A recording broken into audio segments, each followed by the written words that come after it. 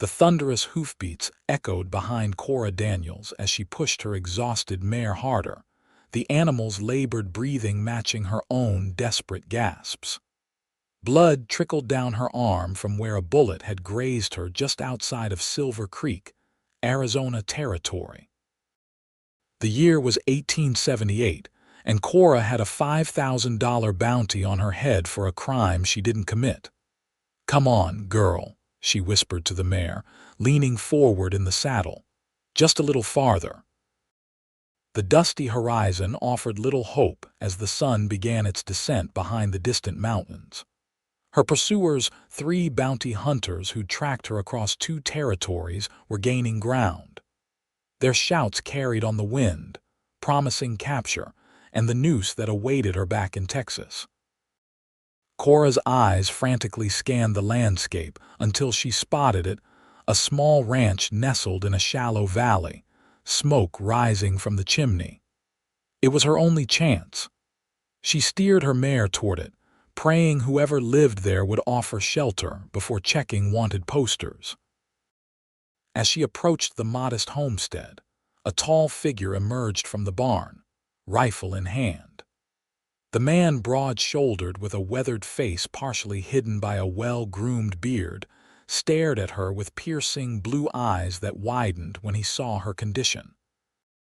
"Please," Cora called out, nearly falling from her saddle as she reined her horse to a stop. "They're going to kill me." The man, Adam Quincy by name, didn't hesitate. He'd seen enough trouble in his 30 years to recognize genuine fear. "Inside the barn. Now." He helped her dismount, supporting her weight as her knees buckled. "Who's after you?" "Bounty hunters," she managed between ragged breaths.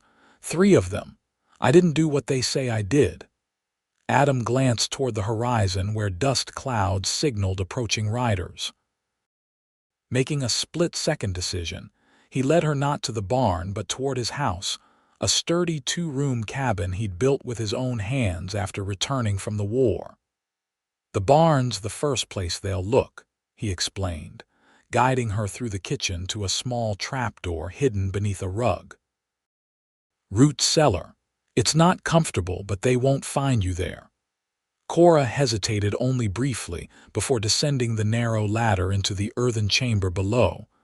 The cool darkness enveloped her as Adam passed down a canteen of water. "Stay quiet." "I'll deal with them," he promised, his voice low and reassuring before closing the trapdoor. Adam had barely straightened the rug and moved to the porch when 3 riders appeared at the edge of his property. He leaned casually against the porch post, hand resting near his holstered Colt. The lead rider, a scar-faced man with cold eyes, reined his horse to a stop. "Afternoon," he called out, his voice carrying no friendliness. "We're tracking a fugitive woman, auburn hair, riding a chestnut mare." "Haven't seen anyone matching that description," Adam replied evenly, meeting the man's gaze without blinking. "Mind if we look around? She's wanted for murder. Shot a lawman in cold blood down in Abilene." Adam's expression remained neutral despite his surprise. The frightened woman hiding below his floorboards didn't strike him as a cold-blooded killer, but he'd been wrong about people before. "You got a warrant?" Adam asked, standing straighter. "Got this," the bounty hunter said, producing a wanted poster with Cora's likeness. $5,000 for Cora Daniels, dead or alive. "That's a lot of money for one woman," Adam observed. "Must have been an important lawman." "The sheriff's brother," another rider added. "Shot him right in the heart." Adam nodded slowly. "Well, you're welcome to water your horses at the trough, but there's no one here but me." The lead bounty hunter, who introduced himself as Silas Burke, dismounted, his suspicious gaze sweeping across the property. "If you don't mind, we'll have a quick look around." That reward money would set a man up nicely. "It would," Adam agreed, "but as I said, there's no one here." Despite his protests, the bounty hunters searched the barn, finding only Adam's horses and his own chestnut gelding. They checked the small storage shed and even looked inside the cabin, but none thought to inspect beneath the kitchen rug. Looks like she kept going north, Silas finally concluded, probably heading for the mountains.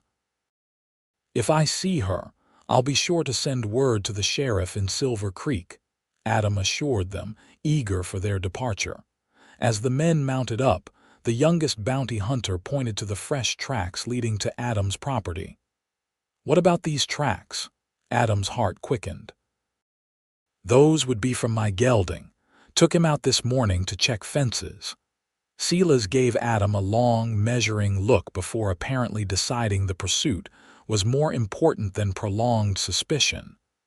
We'll be back this way if we don't find her trail. Keep an eye out. After the riders disappeared over the ridge, Adam waited a full 30 minutes before returning to the kitchen and lifting the trapdoor. Cora sat huddled against the earthen wall, her face pale in the dim light of the lantern he'd lowered. "They're gone," he said, extending his hand to help her up. "But they'll be back if they lose your trail." Cora climbed out, wincing as the movement pulled at her wounded arm. "Thank you. I wouldn't have blamed you if you'd turned me in. $5,000 is a small fortune." Adam's eyes went to the bloodstain on her sleeve. "Let me see that arm, and while I'm fixing it, you can tell me if I just harbored a murderer." "I didn't kill anyone," Cora said firmly as she sank into a kitchen chair. "That sheriff's brother in Abilene tried to force himself on me. I fought back and he pulled his gun. We struggled and it went off." Adam carefully cut away the fabric around her wound. "And no one believed you. He was related to the law. I was just a woman passing through town." Her bitter laugh held no humor. "The sheriff announced I'd murdered his brother before I'd even finished giving my statement." As Adam cleaned and bandaged her wound, Cora explained how she'd fled that night, knowing a fair trial was impossible. For 6 weeks, she'd been running, staying ahead of the wanted posters and bounty hunters. "You can stay here tonight," Adam said when she'd finished her story. "Tomorrow we'll figure out what to do next." Cora studied his face. "Why are you helping me? You don't know me." "I know what it's like to be judged unfairly," he replied, his tone suggesting deeper wounds than were visible. "Get some rest. You're safe for now." That night, Cora slept in Adam's bed while he took a blanket by the fireplace. Dawn brought the smell of coffee and bacon, rousing her from the deepest sleep she'd had in weeks. "You need to eat," Adam said when she emerged, offering her a plate. "You look half-starved." "Running for your life doesn't leave much time for proper meals," she replied, accepting the food gratefully. Over breakfast, Adam revealed his plan. "I've got a friend about 40 miles north who works for a judge, an honest one. If we can get your story to him, there might be a chance of clearing your name. Why would you go to such trouble for a stranger?" Adam's gaze drifted to a faded tintype on the mantel, showing a younger version of himself in a Union Army uniform. "Because during the war, I was falsely accused of cowardice by an officer who needed a scapegoat. It cost me my rank and nearly my life until the truth came out." His eyes returned to hers. "Everyone deserves justice, Miss Daniels. Please call me Cora." As they finished breakfast, hoofbeats approached from the south. Adam moved quickly to the window. "It's Burke," he said grimly. "Just him, not the others. Back in the cellar. Quick." Cora barely had time to descend the ladder before Adam replaced the rug and moved to the door. He opened it just as Silas Burke reached the porch. "Quincy," the bounty hunter acknowledged, "found something interesting this morning." "That's so." Adam kept his tone casual. "Discovered your chestnut gelding in the barn has shoes with a distinctive mark same as the tracks we found heading away from where we lost the woman's trail." Burke's hand rested on his holstered pistol. "Odd coincidence." Adam shrugged. "Not really. Blacksmith in Silver Creek did my horse last month. Probably did half the horses in the county. Maybe, Mind if I look around again, more thoroughly this time? Adam knew refusing would only confirm the bounty hunter's suspicions. Help yourself. He followed Burke through the cabin, his pulse quickening when the man's boots crossed the rug covering the trapdoor. But Burke continued toward the bedroom, examining it carefully before returning to the main room. The bounty hunter's eyes scanned the cabin once more, pausing briefly on the plate with remnants of Cora's breakfast. 2 plates, he noted. I eat hearty, Adam replied smoothly. Burke's disbelieving smile never reached his eyes. I'll be in town for another day before heading back to Texas. If anything jogs your memory about that woman, the reward still stands. After Burke's departure, Adam waited until the rider was well beyond sight before retrieving Cora. Her face was ashen as she emerged from the cellar. He suspects, she said, her voice barely above a whisper. Yes, but suspicion isn't proof. We need to leave tonight, Adam decided. Burke will be watching the main trails, so we'll have to take the mountain pass. They spent the day preparing. Adam packed provisions, ammunition for his Winchester rifle, and extra clothing for Cora, whose own garments were travel-worn and conspicuous. As evening approached, he sacrificed one of his few books, tearing pages to start a fire in the hearth that would burn for hours after their departure, creating the impression he was still at home. Under cover of darkness, they set out, Adam on his gelding and Cora riding his more sturdy bay mare. They avoided the main road, instead following a barely visible game trail that wound through dense pine forest toward the mountain pass. The trail narrows ahead, Adam warned as they climbed higher. Stay close. The night was clear but moonless, making the journey treacherous. Several times, Cora's mount nearly lost its footing on loose rock, causing her to clutch the saddle horn with white-knuckled fear. How did you learn these trails? She asked during a brief rest to water the horses. I used to hunt these mountains before settling down to ranching, Adam explained. And during the war, I learned the value of knowing every escape route. Cora studied his profile in the starlight. You don't seem like the ranching type. No, what type do I seem like? Something more purposeful, she smiled slightly. You have the look of a man with unfinished business. Adam's expression grew distant. We all have ghosts, Cora. Mine just happened to be quieter on the ranch. They rode through the night, stopping only when the horses needed rest. By dawn, they'd crossed the mountain pass and descended into a narrow valley Adam assured her was rarely traveled. We can rest here for a few hours, he said, dismounting near a small stream. Burke won't expect us to have come this far this quickly. Exhausted, they spread bedrolls beneath a stand of cottonwoods. Despite her fatigue, Cora found sleep elusive, her mind racing with thoughts of pursuit. She noticed Adam seemed similarly wakeful, his eyes scanning the horizon periodically. You think I'll ever stop running? She asked softly. Adam turned to her, his expression somber. If we reach Judge Holbrook and he believes your story, you might have a chance. He's known for his fairness.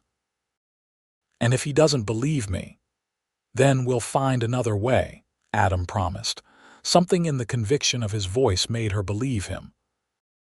When they resumed their journey that afternoon, the landscape gradually changed from mountains to rolling hills covered with tall grass and scattered oak trees. They crossed a shallow river where Adam pointed out a small cabin nestled among trees on the opposite bank. That's where we're heading, Carter's place. He's the judge's clerk I mentioned. As they approached the cabin, a lean man with spectacles emerged, rifle in hand. His wariness disappeared when he recognized Adam. Quincy, didn't expect to see you this season, he called out, lowering his weapon. Need your help, Carter, Adam replied, dismounting. This is Miss Daniels. She has a story the judge needs to hear. Inside the cabin, over coffee and cornbread, Cora recounted her ordeal in Abilene. Carter listened intently, occasionally making notes on a small pad. "The judge is in clear water until the end of the week," he said when she'd finished. "But this isn't the first complaint about Sheriff Daniels and his family. There have been incidents." Hope flickered in Cora's eyes. "Other women," Carter nodded grimly. "3 that I know of. None brave enough to come forward officially, but the judge has been building a case. Your testimony could be crucial." "If I live long enough to give it," Cora replied. "Those bounty hunters won't stop looking." "You'll stay here until the judge returns," Carter decided. "It's remote enough that you should be safe." That evening, as Carter prepared a simple stew, Adam stepped outside to check the horses. Cora followed him, wrapping a borrowed shawl around her shoulders against the evening chill. "Will you stay too?" she asked. Adam paused in adjusting his gelding saddle blanket. "I should get back to my ranch. If Burke returns and finds it abandoned, he'll know for certain I helped you." Disappointment washed over her. "Of course. You've risked enough already." Adam turned to face her, his expression conflicted. "It's not about risk, Cora, He hesitated, then continued more firmly. "I need to create a false trail away from here. Make Burke think we headed west instead of north. That's dangerous." "So is letting him find you before the judge returns," Adam countered. "Carter will keep you safe until then." As night fell, they shared a meal with Carter, who regaled them with stories of Judge Holbrook's notorious clashes with corrupt officials. Despite the warmth of the cabin and the relative safety it offered, Cora felt a growing unease at the thought of Adam's departure. When it came time for sleep, Carter offered his bedroom to Cora while he took a pallet by the hearth. Adam opted to sleep in the small lean-to attached to the cabin. Unable to sleep, Cora slipped outside hours later, drawn by the soft sounds of Adam checking his gear in preparation for his pre-dawn departure. He looked up as she approached, moonlight silvering his features. "You should be resting," he said, his voice low. "I wanted to thank you properly," she replied, moving closer. "You saved my life. You're not safe yet, safer than I've been in weeks." Cora hesitated, then added, "I'm not sure I can repay such kindness." Adam's eyes held hers. "It's not kindness expecting repayment that matters." The tension between them shifted subtly, the night air suddenly charged with unspoken possibilities. Before either could speak again, the distant sound of horses broke the silence. Adam's expression hardened as he reached for his rifle. "Get inside. Wake Carter." Cora ran to the cabin, rousing Carter, who quickly extinguished the lanterns. From the darkened window, they watched as Adam melted into the shadows of the nearby trees. 3 riders approached slowly, their silhouettes visible in the moonlight. Cora's breath caught when she recognized Silas Burke in the lead. "How did they find us?" she whispered. Carter checked his shotgun. "The mountain pass has only one exit this side. If they were tracking you, it wouldn't be hard to guess the direction." The riders halted some distance from the cabin. After a brief consultation, one peeled off to circle toward the rear while Burke and the 3rd man approached the front. "Carter Wilson," Burke called out. "We know you're in there. We're looking for a fugitive Cora Daniels. Surrender her and there won't be any trouble." Carter moved to the door but didn't open it. "This is private property, Burke. I don't know any Cora Daniels. We tracked her and Quincy from his ranch. Their trail leads right here." "Adam stopped by earlier to deliver some breeding stock," Carter replied evenly. "Left before sundown." Burke's disbelieving laugh carried clearly. "Then you won't mind if we have a look inside." Cora backed away from the window, heart pounding. There was nowhere to run, nowhere to hide in the small cabin. A single rifle shot cracked through the night, followed by startled shouts from the bounty hunters. A horse whinnied in pain as more shots rang out from the direction Adam had disappeared. "It's Quincy," one of the men yelled. "He's in the trees." Burke and his companion dove for cover as Adam continued firing, each shot forcing them to keep their heads down. Taking advantage of the distraction, Carter opened the cabin door a crack and fired his shotgun into the air. "This is your only warning, Burke," he shouted. "This land is under Judge Holbrook's protection." For several tense moments, gunfire continued to echo across the clearing. Then, suddenly, it stopped. Cora held her breath, straining to hear anything beyond the thundering of her own pulse. A horse galloped away into the night. Then another. Finally, Burke's voice carried from the darkness. "This isn't over, Wilson. When the judge hears she's wanted for murder, not even he can protect her." The sound of the third horse faded into the distance. Moments later, Adam appeared at the doorway, a bloody gash across his forehead. "They're gone for now," he said, allowing Carter to help him inside. "But Burke's right, they'll be back, probably with reinforcements." Cora rushed to examine his wound. "You're hurt." "Just a graze from a low-hanging branch," Adam assured her, though he winced when she dabbed at the cut with a damp cloth. "We need to move. They'll head to clear water to find the judge, and we need to reach him first." "It's nearly 30 miles, Carter warned. "Then we'd better get started," Adam replied, already rising despite Cora's protests. "If Burke convinces the judge she's guilty before she can tell her side, we lose our advantage." By first light, they were on the road to clear water. Adam, Cora, and Carter riding hard. They stopped only briefly to rest the horses, pushing on despite exhaustion and Adam's increasingly apparent discomfort from his head wound. "You're pushing yourself too hard," Cora said during one such stop, noticing the pallor beneath his tan. "The wound may be infected." Adam shook his head, immediately regretting the movement as dizziness swept over him.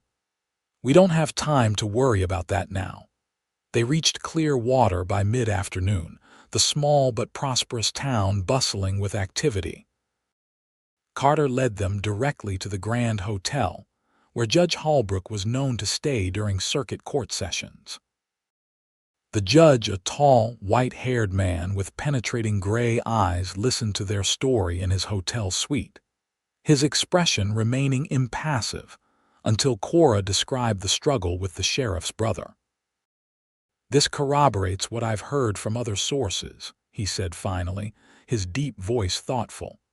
"Sheriff Daniels and his family have terrorized Abilene long enough." Hope blossomed in Cora's chest. "Then you believe me?" "I believe evidence, Miss Daniels, and the evidence suggests you acted in self-defense." The judge turned to his clerk. "Carter, draft a telegram to the territorial governor. We'll request a formal investigation into the Abilene Sheriff's Office." "What about Burke and his men?" Adam asked, pressing a hand to his forehead where fever heat radiated from his wound. "Bounty hunters have no authority here," the judge replied confidently. "I'll have the local marshal detain them when they arrive." As if on cue, a commotion erupted in the street below. Looking out the window, they saw Burke and 4 men, not just his original companions but additional hired guns, confronting the town marshal. "They're demanding I be turned over," Cora said, backing away from the window. The judge straightened his waistcoat. "Then it's time to settle this matter officially." He opened his door and called for the hotel manager. "Bring Marshal Hayes to my room immediately." Events moved swiftly after that. The marshal arrived, received the judge's instructions, and departed to confront Burke with the news that Cora Daniels was now under judicial protection, pending investigation of Sheriff Daniels. Through it all, Adam grew increasingly feverish, finally collapsing into a chair as the room swam around him. "He needs a doctor," Cora insisted, placing a cool hand against his burning cheek. The judge summoned the town physician, who confirmed an infection had taken hold. "He needs rest and proper care," the doctor declared after cleaning and dressing the wound. "That means no travel for at least a week." With Burke and his men temporarily neutralized by the judge's authority, Cora devoted herself to nursing Adam through his fever. For 3 days, she rarely left his bedside in the room the judge had arranged for him at the hotel. On the 4th day, his fever broke. Adam awoke to find Cora asleep in a chair beside his bed, her head pillowed on her arms at the edge of his mattress. Something tightened in his chest at the sight, a feeling both unfamiliar and undeniable. "Cora," he said softly, reaching out to touch her hand. She stirred, blinking sleep from her eyes before breaking into a relieved smile. "Welcome back. You had me worried. How long was I out?" "Nearly 4 days," she replied, pouring him water from a pitcher on the nightstand. "The judge has been busy in that time. He received word from the territorial governor. Sheriff Daniels has been suspended pending investigation." Adam drank gratefully. "And Burke? Gone." The judge had the marshal escort him and his men to the county line with a warning not to return. Cora's smile faltered slightly. "Though I imagine once word reaches Texas that the bounty's been challenged, others might come looking." "Then we'll face them together," Adam said without thinking, surprised by his own words. Cora's eyes widened. "Together? You've already risked enough for me, Adam. Once you're well, you should return to your ranch." "Is that what you want?" She looked away. "What I want and what's right aren't always the same thing." Adam reached for her hand, drawing her attention back to him. "I left that ranch without a second thought when you needed help. That tells me something I've been denying for too long. That place has never really been home." "What are you saying?" "I'm saying," he continued, his voice growing stronger, "that these past days have shown me what I've been missing, a purpose, a reason." He hesitated, then finished, "Someone worth protecting." Cora's expression softened. "You barely know me." "I know enough," Adam replied. "I know you're brave and resilient. I know you faced injustice and didn't break. And I know that since the moment you rode onto my property, something changed for me." Before she could respond, a knock at the door announced Carter with news from the judge. The telegram they'd been waiting for had arrived, testimony from 2 women in Abilene corroborating Cora's account of the sheriff's brother's predatory behavior. "The judge says your name will be cleared officially within a month," Carter reported excitedly. "He's already written to have the bounty rescinded."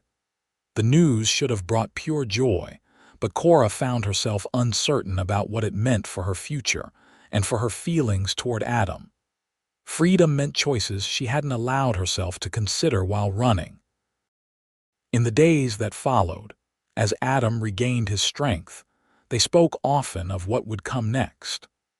The judge offered Cora a position as his assistant, traveling the circuit with him to document cases involving women who might otherwise have no voice in the legal system.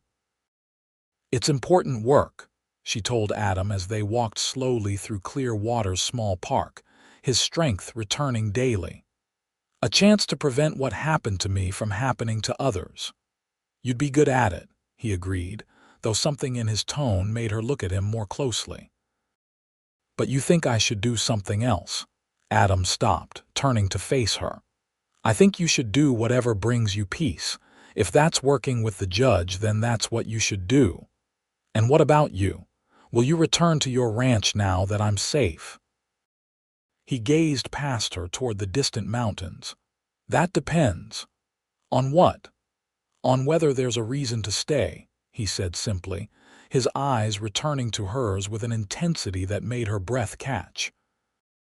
That evening, Judge Holbrook hosted a small dinner in his suite to celebrate the official telegram from the governor confirming the investigation into Sheriff Daniels. As the evening drew to a close, the judge raised his glass in a toast. "To justice, sometimes slow, but never forgotten." Later, Adam escorted Cora back to her room, both quiet with thoughts of imminent decisions. At her door, she turned to him. "I've been thinking about the judge's offer," she began. And Adam's face remained carefully neutral. "I'm going to decline," she said, watching surprise register in his eyes. "The work is important, but it would mean constant travel, constant reminders of the worst moments of my life." "What will you do instead?" Cora took a deep breath. "That depends on you." "When you spoke of having a reason to stay, what did you mean?" Adam stepped closer. "I meant that for the first time since before the war, I've found something that matters more than safety or solitude. Someone." "We've known each other such a short time," Cora whispered, though she made no move to increase the distance between them. "Sometimes weeks tell you more than years," he countered. "In the war, I learned to recognize the people you could trust with your life within minutes of meeting them. It's not about time, it's about seeing someone's true character under pressure." His hand gently touched her cheek. "I've seen yours, Cora Daniels, and if you'll let me, I'd like to spend more than a desperate few days getting to know the rest of you." Cora's heart raced as she made her decision. Rising on tiptoe, she pressed her lips to his, feeling his surprise give way to response as his arms encircled her. When they broke apart, she smiled. "I hear ranching in Arizona Territory has a promising future." 2 months later, under a sky painted with sunset colors, Cora stood on the porch of Adam's ranch house, their ranch house now. The telegram in her hand made official what the judge had promised. All charges against her had been dropped, and Sheriff Daniels faced his own trial for corruption and abuse of power. Adam approached from the barn, his face breaking into a smile at the sight of her. "Good news?" he asked, nodding toward the paper in her hand. "The best," she confirmed. "I'm officially a free woman." He climbed the porch steps, drawing her into his arms. "You always were. Some people just needed convincing." Cora laughed, a sound that had become increasingly common in recent weeks.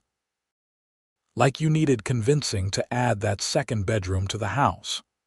"I'm still not convinced we'll need it anytime soon," he teased, though the kiss he placed on her forehead belied his words.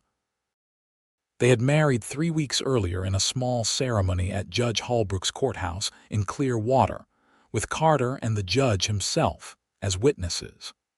The judge had gifted them with legal documents transferring the ranch into both their names, a wedding present that had brought tears to Cora's eyes. "Did you ever imagine," she asked, leaning into Adam's embrace, "when I rode onto your property half dead that day, that we'd end up here?" "No," he admitted. "But I knew something had changed the moment I decided to hide you instead of collecting that reward." Cora turned in his arms to face the sunset, feeling his solid presence behind her. "From root cellar to wedding bells in 2 months, people in town probably think I'm after your vast ranching fortune." Adam laughed. "All 3 cows and 5 acres of it." As darkness settled over the land, they remained on the porch, making plans for expanding the herd, adding to the house, and perhaps, someday soon, filling that second bedroom.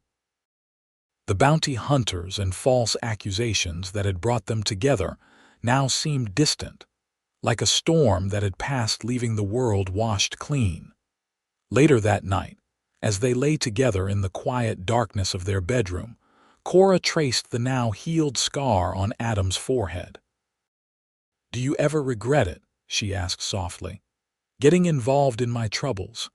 Adam captured her hand, pressing a kiss to her palm. "Not for a single moment. Some people go their whole lives without finding something worth fighting for. I found you."